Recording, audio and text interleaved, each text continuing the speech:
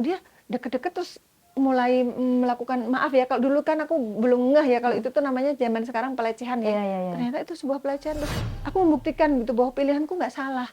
Alhamdulillah sejak aku berpacaran sama Panglima Langit, aku bisa nyekolahin anakku ke London gitu loh. Soal status biarlah menjadi rahasia Allah. Gitu cocok kan.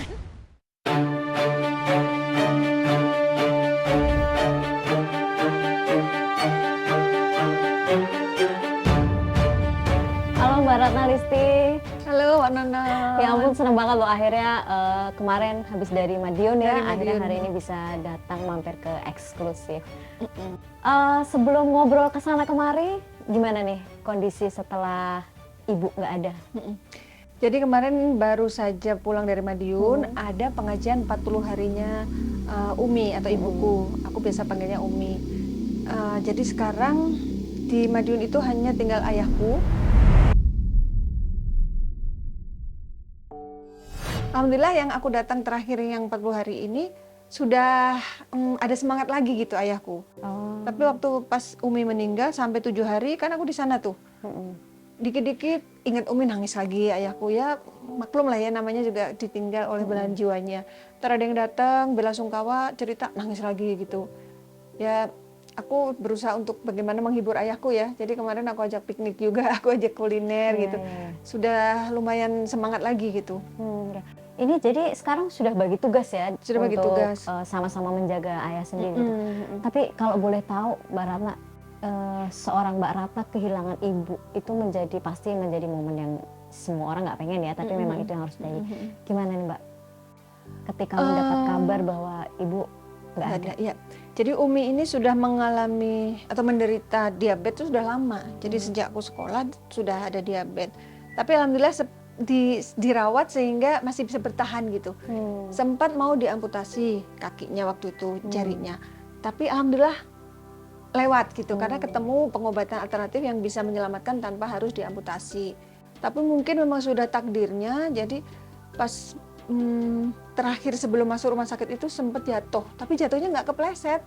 Jadi terakhir kan udah tangannya yang sebelah kanan udah nggak fungsi, udah kena stroke kan, terus hanya sebelah kiri. Jadi mandi pakai baju itu semua ayahku yang merawat. Dibantu. Udah dibantu. Ayahku sudah sempat mandiin, sudah digantiin baju, sudah rapi lah, pokoknya udah rapi. Nah sebenarnya sih cuma ditinggal sebentar aja gitu, nengok sebelah kiri naruh handuk, tangannya di sini kan dipegang Umi, tiba-tiba jatuh, bukan jatuh ke sandung, serak gitu kayak tiba-tiba sudah tidak ada kekuatan gitu kakinya ya. buat Itulah bapakku menyesal banget, aku bilang, Pak semua sudah takdir, nggak perlu disesali gitu. Aku nggak bisa nahan gitu, harusnya aku 2 tangan, ini 1 tangan dok, nangis lagi. Udah Pak sabar gitu. Itu waktu yang aku pulang sebelumnya ya masih seperti itu, tapi yang kemarin sih udah benar-benar ikhlas itu ngelepas kepergian Umi. Nah waktu aku dapat kabar Umi jatuh, itu aku masih ada tugas di Jakarta yang memang belum bisa ditinggalkan. Akhirnya aku rundingan sama adikku, udah adikku duluan yang pulang, dia yang ngurus masuk rumah sakit. Nah masuk rumah sakit tuh udah sudah nggak ada respon, jadi udah dipasang alat-alat, kondisi koma. Udah kita mengharapkan mukjizat Allah. Sempat koma. Berapa kita bacain 4 hari. Aku masih berharap mukjizat saat itu ya. Terus aku berdoa terus sambil menyelesaikan tugasku di sini gitu. Mungkin itu firasat kali ya. Ternyata bener, dalam perjalanan aku dapat kabar adikku bahwa Umi udah pergi itu di rumah sakit itu. Mungkin memang itu saatnya ya. Andai kan aku menunda kepergianku, pasti aku akan nyesel. Alhamdulillah masih sempat aku mandiin Umi, aku sholatin Umi, habis itu nganter ke makam, sampai benar-benar aku tongkrongin itu liang lahat, memastikan petugas pemakaman itu penuh kasih sayang gitu merawat jenazah Umi. Mungkin ini ya karena kebaikan hati Umi. Umi itu orangnya sabar, setia. Terus Umi itu nggak pernah bilang orang itu jahat sama dia walaupun orang itu jahat gitu. Tidak pernah memberikan efek negatif. Itu dia. Mungkin itu yang bisa aku teladani dari sosok Umi gitu. Orangnya sabar gitu, nggak pernah mengeluh, nggak pernah artinya nggak pernah komplain tentang apa yang terjadi di sekelilingnya tuh, ya udah diem gitu, diterima apa adanya gitu. Masya Allah, semoga Umi husnul khotimah gitu. Aku nangis sih bukan nggak ikhlas, bukan nggak menerima takdir, tapi justru karena terharu gitu. Di akhir hidup Umi itu indah gitu loh, indah, tapi ya kita melepasnya dengan ikhlas, karena Umi sekarang justru sudah Tidak nggak sakit lagi gitu. Karena mungkin selama ini sakit nggak pernah ngomong, hanya mengeluh iya, gitu. iya. Aku kebayang Umi kan sering jatuh, kemarin semalam aja aku jatuh, ya Allah sakitnya kayak gini gitu, gimana Umi dulu, tapi Umi nggak pernah mengeluh gitu. Itu aja Sedekat sih. apa sih Mbak Ratna sama Umi sampai hari ini masih lagi ternyata menyentuh ya dengan pertanyaan Umi gitu. Seorang Umi untuk Mbak Ratna atau bagaimana Umi Itu ada ya. dalam kehidupan Mbak Ratna? Umi itu perempuan sederhana yang tidak neko-neko, terus ada hal-hal kecil yang mungkin bagi orang lain tuh nggak penting, tapi bagi Umi tuh dianggap penting, dan setelah aku praktekin dalam kehidupanku memang bermanfaat gitu. Terus ini, kalau nemu kantong plastik bekas yang masih bersih, sama Umi itu dirapiin gitu. Dilipat model Dilipet, segitiga. Iya, Saya juga melakukan itu soalnya. itu Iya, iya. itu sangat Seharusnya, bermanfaat bener-bener. banget itu, walaupun kelihatan sederhana kan. Iya, iya. Ngapain sih, buang aja orang lain Iya, gitu iya, ya. betul. Sederhana, Biasanya kan tapi- cuma diremet, udah simpen gitu. Tapi ini nggak ternyata itu dilipat, iya. rapi, masukin tas, ternyata sekarang berguna loh. Kalau di minimarket kan sekarang nggak dapat Iya, betul. kantong, Kita itu bisa bisa- berguna loh. Kita keluar, kita pakai lagi. Itulah hal-hal sederhana yang membekas sampai sekarang, itu didikan Umi gitu.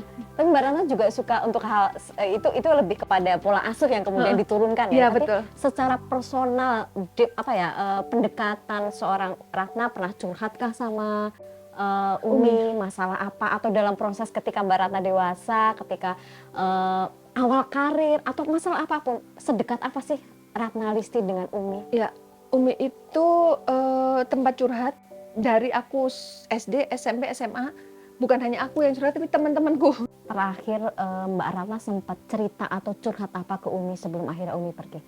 Nah itu dia, terakhir itu Umi sudah kurang respon gitu, jadi aku nggak banyak cerita, jadi mungkin cerita ke bapak. Kadang aku tanya, Mi ingat nggak yang ini? Udah nggak respon gitu. Oh ya udah kalau gitu ke bapak aja. Nah bapakku tuh kadang yang masih, oh alah kemarin masih ikut kok sekarang lupa. Pak sabar, aku bilang. Mungkin memang Umi sudah mengalami penurunan, jadi ya mungkin ini takdir yang harus diterima. Bapak jangan menyudutkan Umi, kalau digituin nanti Umi kasihan gitu. Mendingan Bapak, Mi nggak apa-apa ya Mi, sing sabar ya, aku dampingin kamu terus, gituin aja Pak, biar Umi besar hati gitu. Jadi ya aku nggak mau terlalu banyak membebani Umi juga, kalau aku banyak curhat nanti Umi malah kasihan gitu, nambah pikiran. Mbak Ratna, sorry nih, tanpa bermaksud mengorek luka lama, tapi kalau dengar cerita dari Mbak Ratna tadi, betapa Bapak setia mendampingi Umi gitu, dan ya meskipun usia bertambah, ternyata kesetiaan mereka tidak berkurang kan gitu loh. Maaf banget, ini menjadi sebuah sebuah kayak, maaf Mbak Ratna kan gagal dalam berumah tangga di tahun 2015. 2015 betul. Sempat melihat perjalanan Umi dan Bapak yang begitu sampai tua, maut memisahkan, dan sedikit membandingkan dengan perjalanan Mbak Ratna Listi, seperti apa sih? Sempat sedih pasti, atau kenapa ya aku nggak bisa punya pasangan yang sesetia Bapak?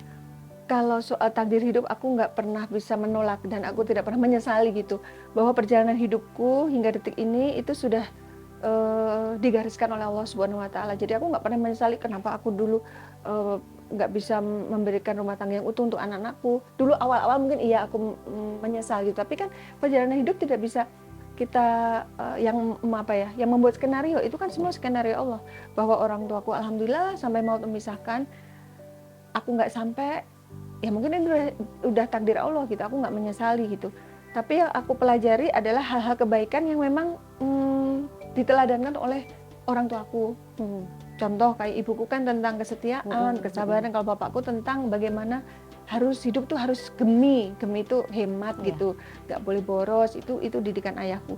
Itu aja. Kalau soal aku tiba-tiba dikasih, misalkan nih, setelah ini akan ada pendamping, mudah-mudahan ini yang terakhir. Aku berdoa agar Allah memberikan takdir seperti orang tuaku sampai mau memisahkan, itu aja. Tapi yang kemarin-kemarin aku nggak pernah menyesali gitu. Tapi dari keluarga juga sempat menyayangkan nggak sih ketika kalian memutuskan berpisah? Enggak sih, semua kan jalan hidup. Kalau aku sih gini ya, aku lebih memilih berfokus pada hal kebaikan yang bisa aku buat daripada keburukan yang menimpa diriku. Gitu sih kalau aku. Jadi bagaimana aku sekarang mendidik anak, walaupun anak-anak sudah besar, jangan sampai mereka merasa kurang kasih sayang, walaupun orang tuanya nggak lengkap. Bagaimana mereka bisa mencetak prestasi, itu yang harus aku tanamkan ke anak-anak, dan aku merasa itu adalah tanggung jawab aku sebagai seorang ibu. Ibaratnya single parent. Sebagai istilahnya rumah nih ya, satu pilar sudah runtuh, jangan sampai ini juga runtuh gitu. Aku harus memberi contoh ke anak-anak bahwa kalian harus berprestasi. Aku kasih contoh loh anak-anakku tuh.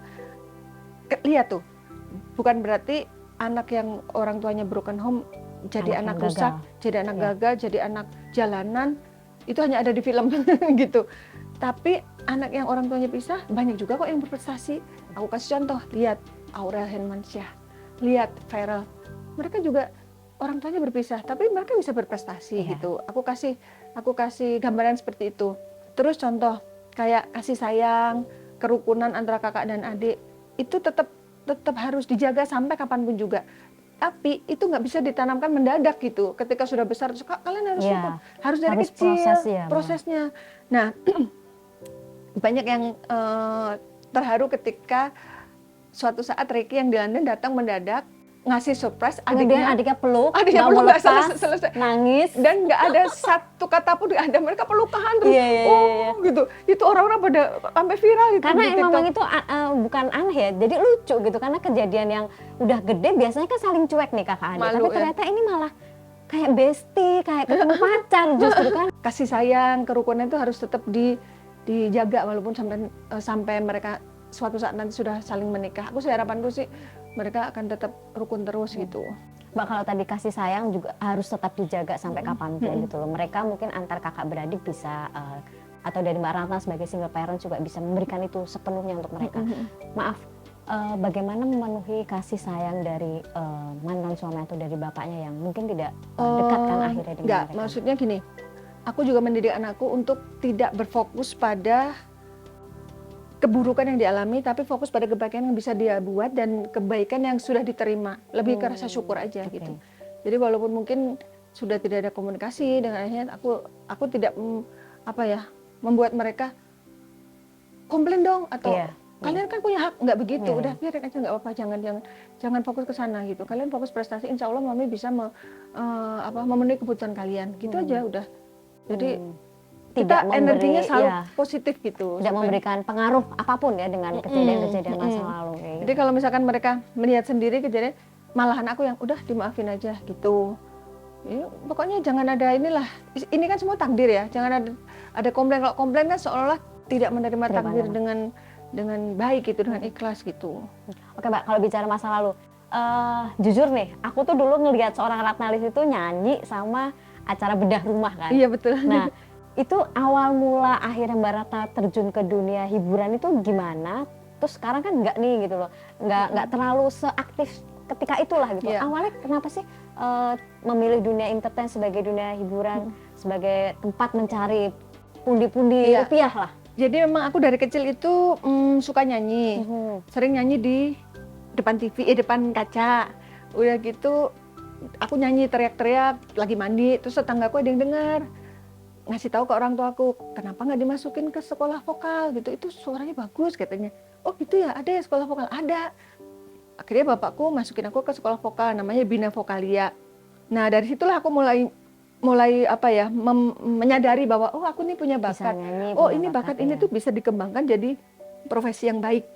Nah, tapi waktu menuju menjadi sebuah profesi sebagai penyanyi itu melalui proses yang jatuh bangun juga, karena kan sering ikut lomba.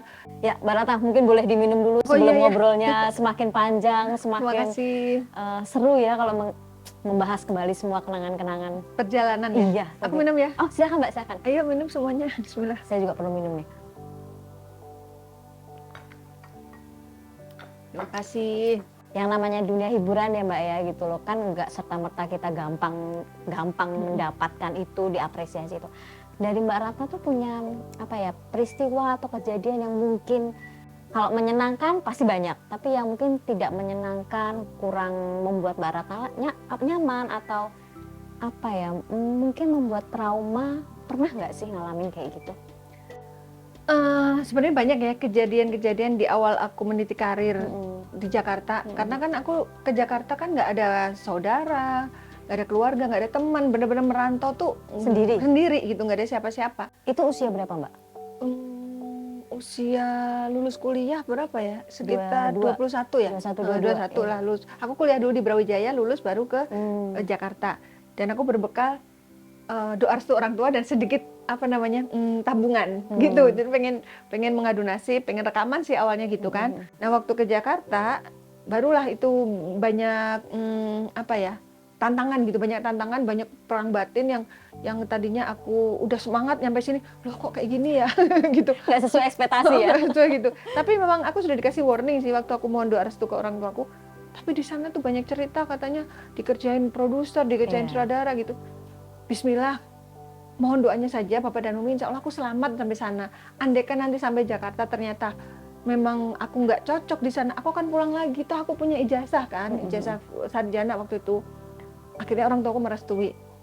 Ternyata benar saja, rencana mau rekaman sudah buat master. Dulu kan masternya pakai pita kan, belum digital kan.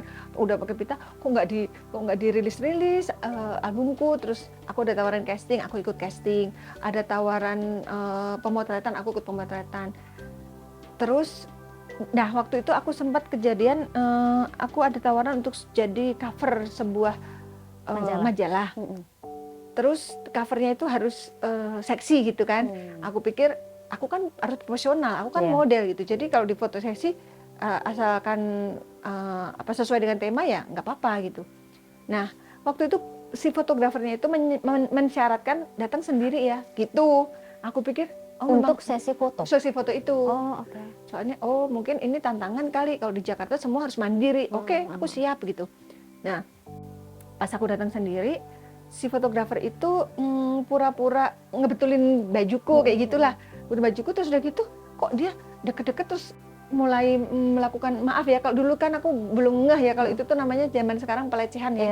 Ternyata itu sebuah pelecehan. Terus aku refleks kan, aku dorong gitu, aku tendang gitu. Kenapa dia nempel-nempel kayak gitu? Terus dia kayak tersinggung gitu. Terus dia bilang gini, ini kamu kalau nggak bisa ngikutin arahan saya, berarti kayaknya nggak bisa kamu jadi cover. Oh gitu ya. Wah itu perang batin. Oh yaudahlah, aku harus punya prinsip. Akhirnya aku ngomong gini sama fotografernya. Oh ya sudah deh, kalau gitu aku selesai aja pemotretannya. Andaikan nggak jadi pun nggak apa-apa. Aku bilang gitu. Mbak Ratna yang akhirnya memutuskan karena tidak nyaman dengan tadi perlakuannya itu ya. Udah, aku langsung beres-beres kan. Aku beres-beres baju, beres-beres keperluanku. Aku pulang dengan perasaan kesel, kecewa, marah, sakit, terus kok kayak gini ya gitu, aku pulang aja ya gitu, sempet kepikiran gitu. Terus dia kan aku udah lupain lah masalah itu, aku nggak boleh energiku bocor, terkuras gara-gara mikirin itu. Aku next project, oh ya aku ada tawaran casting iklan, aku datang ke sana, aku nggak boleh kepikiran karena aku sadar bahwa dunia yang aku geluti ini membutuhkan penampilan yang baik. Kalau aku pikiran negatif, menyimpan kekecewaan, kesedihan, nanti aura aku jelek gitu. Orang nanti nggak jadi milih aku, tadinya mau ngasih kerjaan jadi nggak ngasih kerjaan kan gitu. Udah aku lupain lah, pokoknya kejadian itu udah aku lupain. Tapi ketika kejadian itu memang tidak ada satu orang pun di rumah. Nggak ada. Benar-benar Mbak Ratna dan fotografer itu sendiri gitu. Dan sempat merasa takut nggak sih sebelum kejadian, ketika datang, apalagi kemudian mengalami pengalaman pertama kan, mana aku merambah ibu kota dari kampung kota kecil Madiun ke Jakarta, sempat terpikir oh memang seperti ini kali prosedurnya. Tapi setelah prosedur kayak kok ternyata gitu ya, ya udah aku nggak jadi juga nggak apa-apa gitu, masih ada kesempatan lain gitu.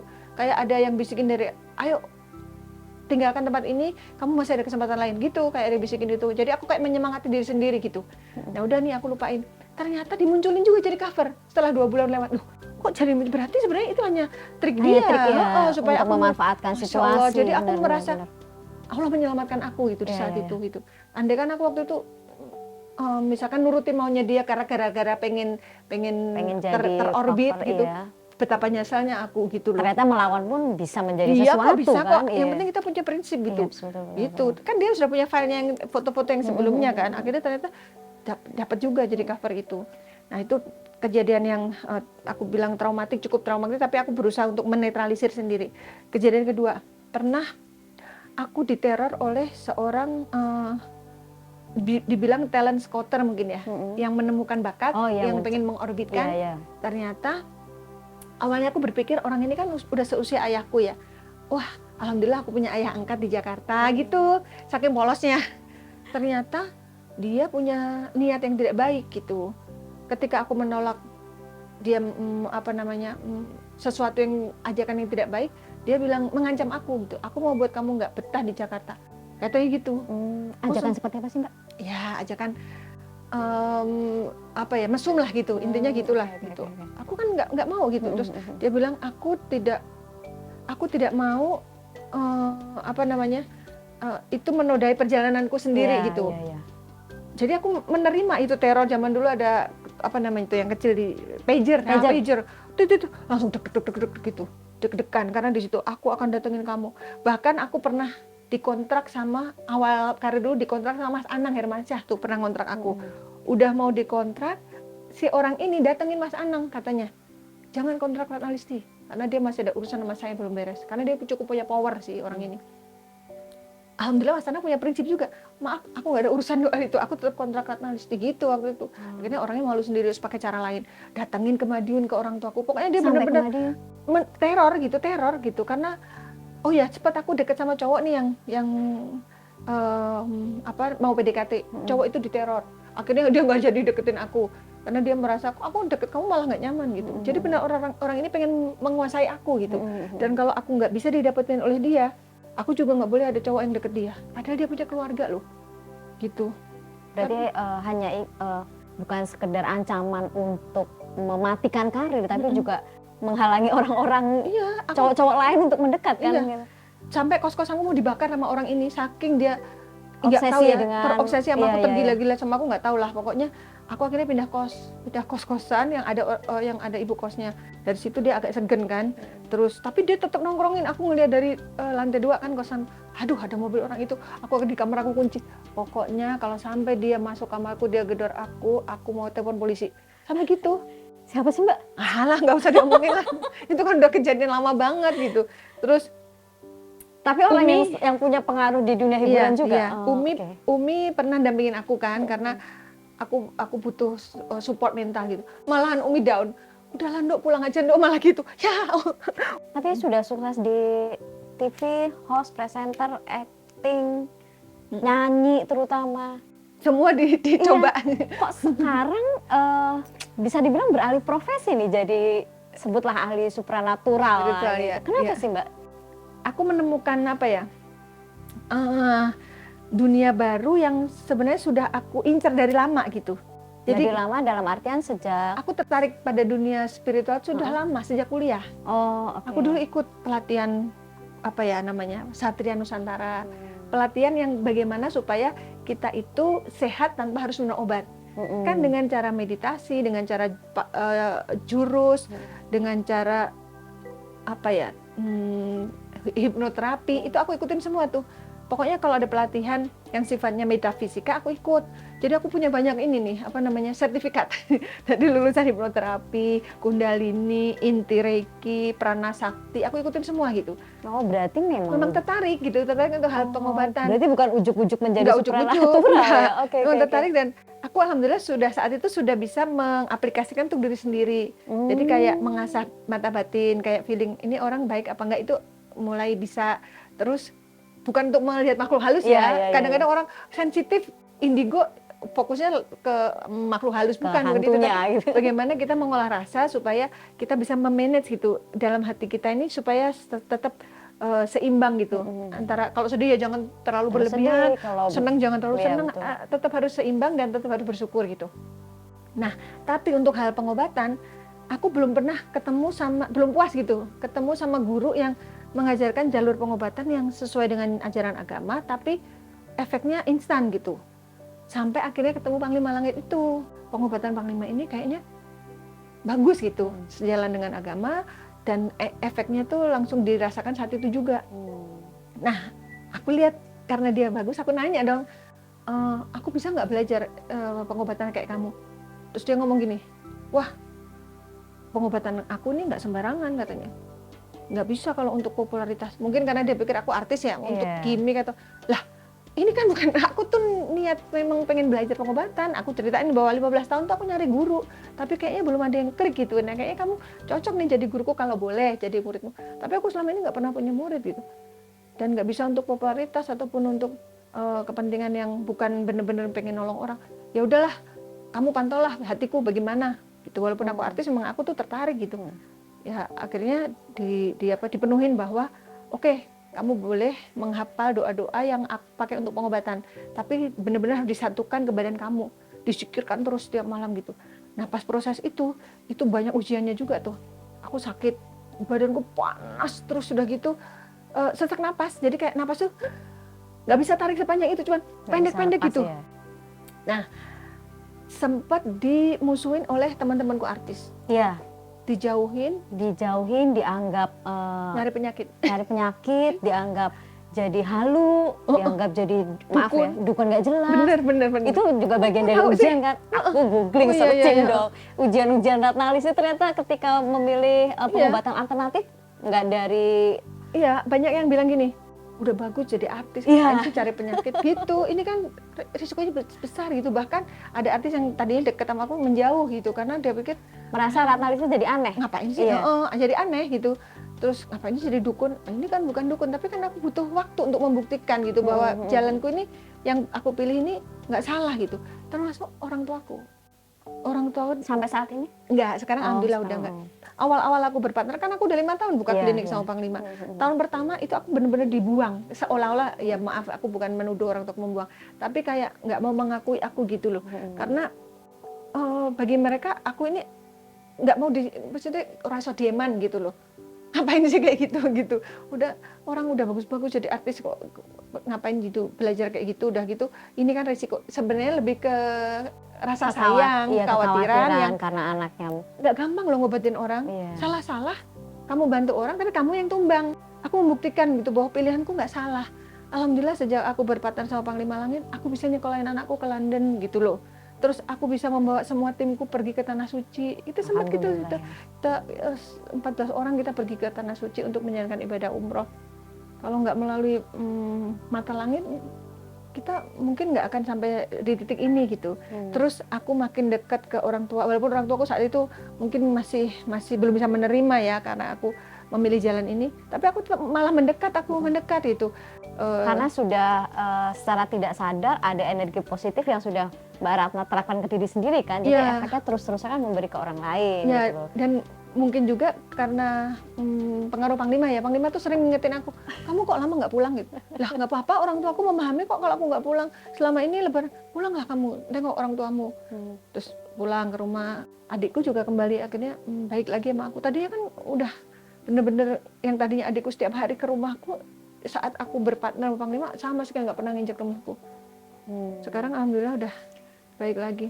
Mbak, ini jadi apa ya, Panglima Langit itu secara langsung atau tidak langsung kan memberi efek dalam kehidupan Mbak Ratna, baik secara personal ataupun dengan keluarga gitu loh. Kemudian yang jadi penasaran, sedekat itu kalian, maaf nih, kenapa nggak menjadi pasangan aja gitu loh, kenapa nggak menikah aja?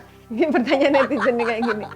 Ya aku nggak tahu ya takdir Allah akan seperti apa gitu, tapi yang penting sekarang ini kita memang untuk bersatu untuk satu tujuan, membantu orang banyak dengan porsi masing-masing kayak gitu aja. Jadi nggak pernah ada jangan sampai ada apa ya hal-hal pribadi yang akhirnya merusak gitu, jangan gitu. Tapi mungkin nggak sih jadi kepo kan? Jadi kepo. Soalnya aku pernah baca ya namanya netizen ya, sekali lagi mewakili netizen. Udah sih nikah aja atau ini udah cocok gitu. Atau terus ada lagi nih yang mulutnya agak jahat nih gitu loh. Jangan-jangan udah nikah siri kayak gitu tuh. Ya ampun, ya netizen lah benar lah. Tapi dari Mbak Ratna sendiri nih. Jadi kalau ada komen-komen netizen yang sepertinya kurang kurang support kita dalam hal mata langit, biasanya aku tidak mau merespon terlalu jauh gitu. Karena kita nggak pernah tahu apa yang terjadi besok gitu. Terus kita ngomong enggak tahu ini nggak tahu juga. Pokoknya jalan aja yang ada sekarang gitu, bahwa Panglima Langit adalah partnerku, bahwa beliau adalah guruku. Kan awalnya aku pasiennya. Iya, iya, iya. Jadi beliau Pasien terapisku, terapisku jadi guruku karena kami aku belajar, habis itu jadi partner. Terus dia bilang gini, aku ngelihat di depan kita ini ada gerbang keemasan katanya gitu.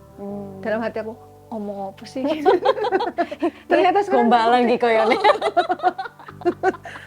tapi alhamdulillah sekarang terbukti gitu.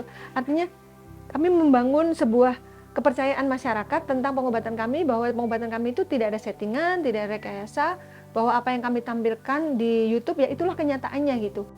Tapi menjawab pertanyaan netizen Mbak, hubungan Mbak Ratna sama Panglima Langit itu?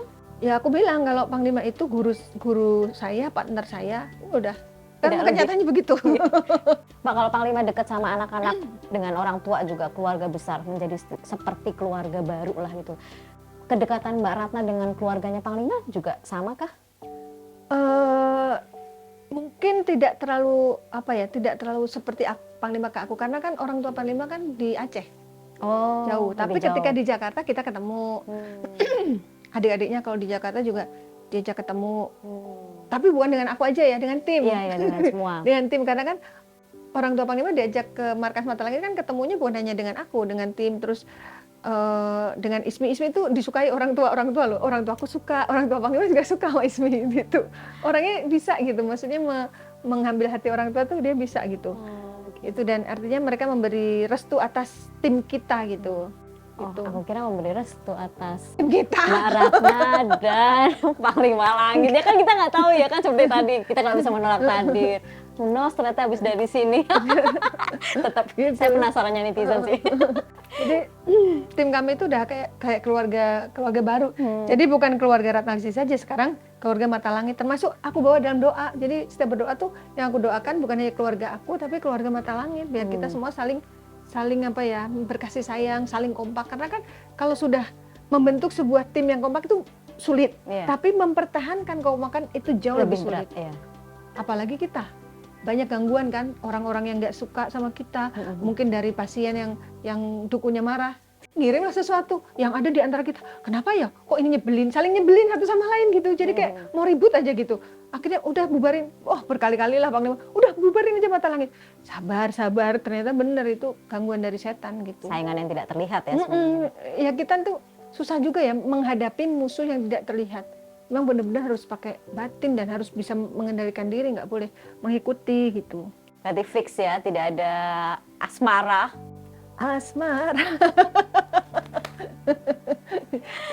Wartawannya ada aja caranya ngorek-ngorek. Ya pokoknya intinya kami berpartner di Mata Langit ini mudah-mudahan bisa membawa kebaikan sampai seterusnya gitu. Soal status biarlah menjadi rahasia Allah. Gitu cocok. Jawabannya sangat wise banget nih. Mbak, terakhir nih Mbak.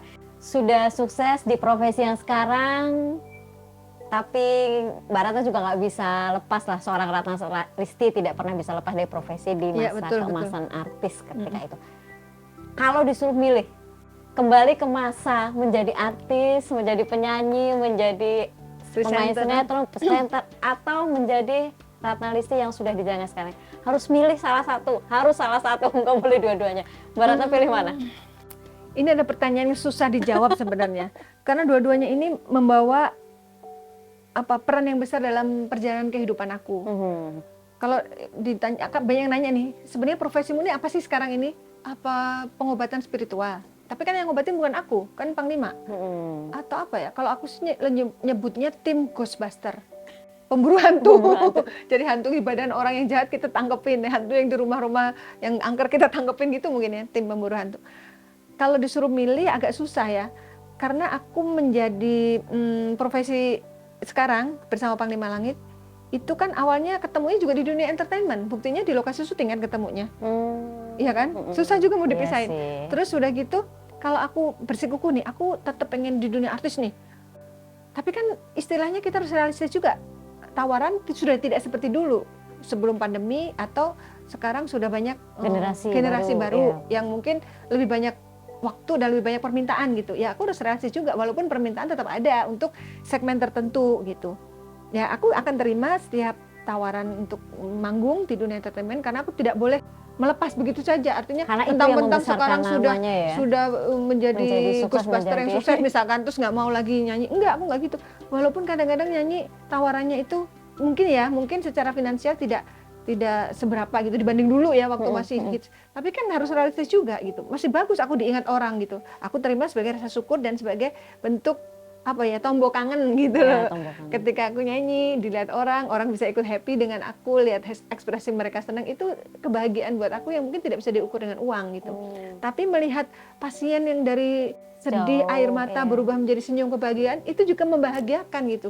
Jadi susah juga mau suruh milih, dua-duanya sangat berarti gitu dalam hidup aku. Atau mungkin fokus di yang sekarang, kemudian anak-anak yang diarahkan ke dunia hiburan? Kalau soal anak-anak, mungkin mereka bakatnya ada ya di dunia entertainment, tapi mungkin tidak seperti aku, bahwa aku dulu kan memang benar-benar ngejar gitu, pengen gitu jadi artis gitu yang eksis gitu. Kalau sekarang mereka punya bakat, Deca bisa main musik, main gitar, main ukulele, bisa nyanyi juga. Cuman untuk tampil masih belum. Aku nggak tahu ya, besok mungkin juga dia lebih hebat dari aku, nggak tahu. Yang penting orang tua mendoakan. Reiki juga, suaranya juga bagus dia. Cuman dia sekarang lebih ke fokus ke studinya yang di London gitu. Ya pokoknya aku mendoakan mereka agar mendapatkan jalan terbaik bagi masa depannya, itu aja. Amin. Jadi kalau suruh milih, Tetap ya pilihan sekarang. dua-duanya. Curang. Gini, kalau andaikan waktunya bisa diatur, aku akan tetap ambil tawaran nyanyi, gitu.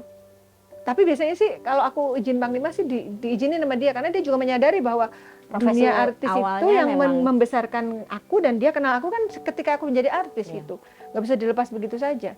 Biasanya kayak gitulah waktu kejadian aku harus ke Madiun kan, udah Iya. pasien aku yang handle. Mengambil alih. Misalkan aku ada lawanan syuting, ya udah. Kayak ini nih sekarang nih, aku ada syuting tanggal sekian, yuk alhamdulillah nggak ada pasien, ya udah aku ikut, nah kayak gitu. Sambil jalan-jalan. Selama waktunya bisa kompromi, aman lah ya. Aman lah gitu. dua-duanya.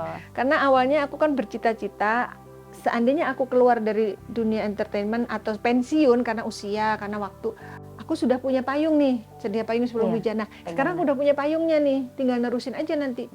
Karena beda kan, kalau jadi artis, makin tua makin sepi. Kalau jadi spiritual, makin tua makin rame.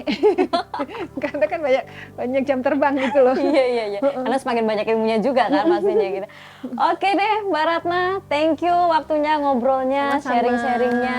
Mudah-mudahan juga ada manfaatnya buat Amin, semuanya yang lihat amin, nih. amin. Mbak Ratna tetap sukses sebagai penyanyi dan Tim Ghostbuster, tim Mata Ghostbuster Langit. Mata Langit. Oke, thank you Mbak Ratna Sama-sama, sudah Mbak datang di Nina. Terima Eksklusif. kasih.